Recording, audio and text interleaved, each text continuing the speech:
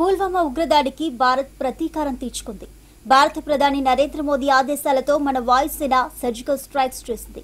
ఉగ్రవాదులు తేరుకోలేనంతగా వారి శిబిరాలపై భారత వైమానిక దళం విరుచుకుపడింది. పాక్ సైన్యం ఉగ్రవాదులు ఏం జరుగుతుందో గుర్తించేలోగానే జైషే మహమ్మద్ కు చెందిన ఆల్ఫా 3 కంట్రోల్ రూమ్స్ ను వాయుసేన ధ్వంసం చేసింది.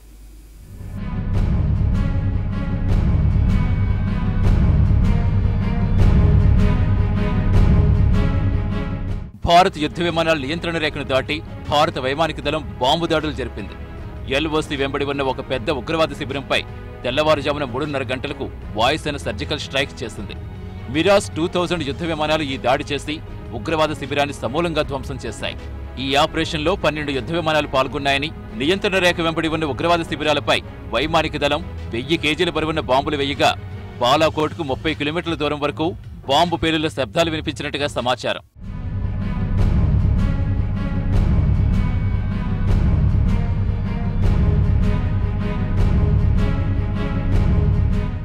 నియంత్రణ రేఖను భారత వైమానిక దళం అతిక్రమించిందని, దీనిపై పాకిస్తాన్ వైమానిక దళం తక్షణం ధీటుగా ప్రతిస్పందించిందని, దీంతో భారత యుద్ధ విమానాలు వెనుదిరిగాయని పాకిస్తాన్ సైనిక బలగాల అధికార ప్రతినిధి major general Asif Ghafoor Twitter ద్వారా తెలియజేశారు.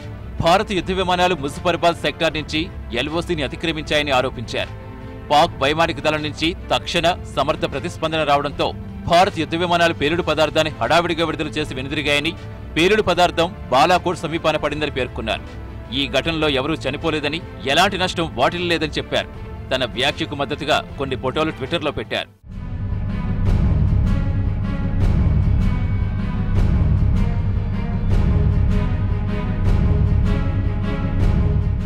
ఫిబ్రవరి 14న జమ్మూ కాశ్మీర్లో పుల్వామాలో సిఆర్పీఎఫ్ జవాన్లపై కశ్మీరీ మిలిటెంట్ ఆత్మాహుతి దాడి అనంతరం భారత్ పాకిస్తాన్ మధ్య ఉద్రిక్తతలు పెరిగాయి.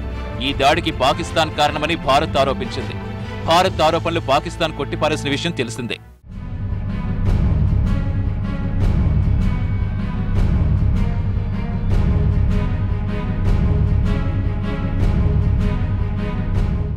ఈ నేపథ్యంలో ప్రధాని మోదీ తన నివాసంలో హై లెవెల్ సమావేశం నిర్వహించారు.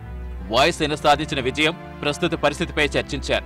ఇకపై చేపట్టాల్సిన చర్యలపై సమాలోచనలు జరిపారు.